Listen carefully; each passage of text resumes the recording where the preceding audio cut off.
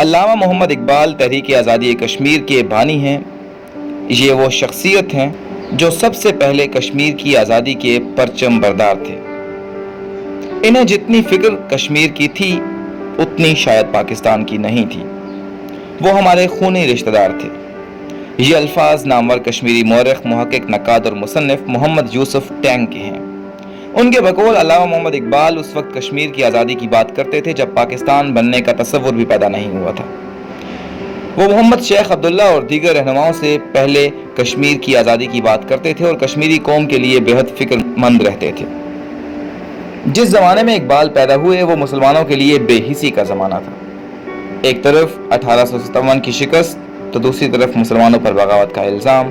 الغرض مسلمانوں میں نئی تجلی کی کوئی رمق بھی نظر نہیں آ رہی تھی۔ اتنی بدحال صورتحال میں مسلمان حکمران شراب و کباب کے نشوں میں سرمست، مرداری کے عالم میں پڑے یورپی گدھوں کی آمد کے انتظار میں تھے۔ محمد حسنین سید فرماتے ہیں، اس حال میں اللہ تعالیٰ نے مسلمانوں پر رحم کرتے ہوئے ان کی اصلاح اور سدھار کے لیے دنیا عالم میں چند باکمال ہستیوں کو معمور کیا۔ ترکی میں مصطفیٰ کمال، ایران میں رضا شاہ پہلوی، مصر میں زغلول پاشا، ہندوستان میں مولانا علی اور ابوالکلام۔ ان میں کسی نے مکمل کام کیا، کسی نے ادھورا چھوڑا اور کوئی اپنے کام میں مشغول اور کوشاں رہا۔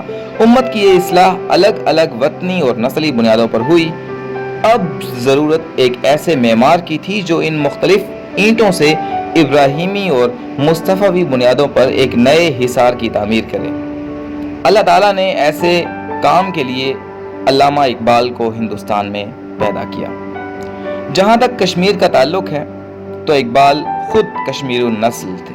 آبائی وطن ہونے کے ناطے کشمیر خود ان کی نظروں میں رہا۔ انہوں نے خود اپنی نظروں سے دریائے جہلم سے بغاوت اور انقلاب کے دھارے پھوٹتے دیکھے۔ اس سلسلے میں پیام مشرق میں ان کی نظم ساکی نامہ جو انہوں نے جون 1921 میں سری نگر کے مشہور باغ نشاط میں تحریر کی تھی، اس واقعے کی پیشین گوئی ہے جو 1924 میں ریشم خانہ کے مزدوروں کے ساتھ پیش آیا۔ کثیری کے بابندے گی خود گرفتے، بھتے می تراشن سسنگ مزارے، ضمیر اشتہی اس خیال بلندے، خودی نوشناسے ز خود شرم سارے، بریشم کھوا خواجہ از محنت او، نصیب تنفش چھامے تھار تھارے، نہ در دیدہ او فراغ نگاہ، نہ در سینہ او دلے بے قرارے، عظام اے فشاں پر قطرہ بر کثیری کہ خاکسترش آفرندے شرارے۔ اگر یوں کہا جائے کہ اقبال نے سخن گوئی کے علاوہ اپنی ساری عمر کشمیر اور کشمیریوں کی سیاسی اور اقتصادی آزادی کے لیے وقف کی تو بے جا نہ ہوگا۔ فروری 1896 میں لاہور میں رہائش پذیر کشمیریوں نے انجمن کشمیری مسلمانان کا قیام عمل میں لایا۔ اس کا مقصد عام طور پر شادی و غمی کی رسوم اور تعلیم و تجارت کی ترقی کے لیے کوشاں رہنا تھا۔ اس کے اجلاس میں اقبال نے فلاح و قوم کے عنوان سے 27 اشعار پر مشتمل ایک نظم کہی۔ اس انجمن میں اقبال رحمۃ اللہ علیہ جنرل سیکرٹری کے عہدے پر فائز ہوئے۔ اس سے قبل 1907 میں جموں میں بھی انجمن کشمیریان جموں کے نام سے اسی قسم کی ایک اور جماعت کا قیام عمل میں لایا گیا، لیکن اس کی عہدیداران کی باہمی رساکشی کی وجہ سے اس کا شیرازہ بکھر چکا تھا۔ اقبال کو اس صورتحال سے بے حد رنج ہوا اور انہوں نے کشمیری میگزین کے ستمبر 1909 کے شمارے میں انجمن کشمیریان جموں کا حشر کے عنوان سے عبرت آموز مشذرہ قلم بند کیا، جس کی ابتدا انہوں نے ایک نہایت ہی زوردار اور طنزیہ شعر سے کی۔ آپ کہتے ہیں، ایک وہ ہیں کہ نیا رنگ جما لیتے ہیں، ایک ہم ہیں کہ بنا کر بھی مٹا دیتے ہیں۔ اس وقتی مایوسی اور دل برداشتگی کے باوجود اقبال رحمۃ اللہ علیہ کا ذہن شب و روز آزادی کشمیر کے خواب دیکھنے میں محو رہتا۔ قریشی کے بقول وہ کشمیر کے روشن اور درخشندہ مستقبل سے کبھی مایوس نہیں ہوئے۔ ان کی امید کا دامن یہاں تک بڑھا ہوا تھا کہ کہا کرتے تھے کہ اگر کشمیر کے لوگ بیدار ہو گئے تو یہ سارے ہندوستان کو بیدار کر دیں گے اور ان کے رہنما ثابت ہوں گے۔ 1925 میں کشمیری مسلمانوں نے اپنی بے کسی کی داستان جس تاریخی میمورنڈم کی شکل میں وائسرائے ہند کو پیش کی، پیر افضل مخدومی کے مطابق وہ اقبال کے مشورے پر تیار کی گئی تھی۔ تحریک آزادی کشمیر کے ساتھ اقبال کی فکری اور جذباتی وابستگی کے والہانہ پن کی تصویر کشی مخدومی نے اس طرح کی ہے۔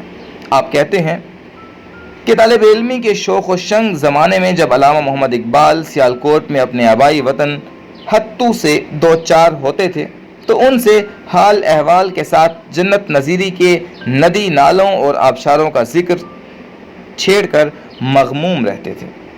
علامہ اقبال جب کشمیر یونیورسٹی تشریف لائے تو انہوں نے کہا، تنم گلے ز خیابان جنت کشمیر، دلم ز خاک حجاز و نواز شیر است۔ یعنی کہ اگرچہ میرا دل حجاز مقدس کی طرف مائل ہے لیکن میں اس کشمیری قوم سے تعلق رکھتا ہوں اور یہی وجہ ہے مجھے اس سرزمین سے بے حد محبت ہے۔ کشمیر نے علامہ محمد اقبال کی تخلیقی سوچ کو مزید جنبش دی۔ ان کو کشمیر کا آپسی بھائی چارہ بہت پسند تھا کیونکہ یہاں جنسی اخوت کسی بھی ملک میں دیکھنے کو نہیں ملتی۔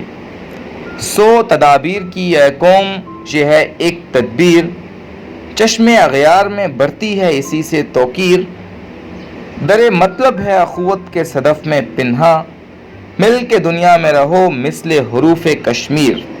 تحریک آزادی کشمیر میں گرمجوشی اقبال کا یہ عالم تھا کہ اس وقت کے استحصال اور دل خراشی کو اپنی شاعری میں سمو کر بیداری مسلمانان کشمیر کا فریضہ نبھا رہے تھے۔ انہوں نے جب کشمیر کا دورہ کیا تو اس مشاہدے نے ان سے یہ شعر کہلوایا، بریشم کبا خواجہ از محنتو، نصیب تنش جامع تھور تھورے۔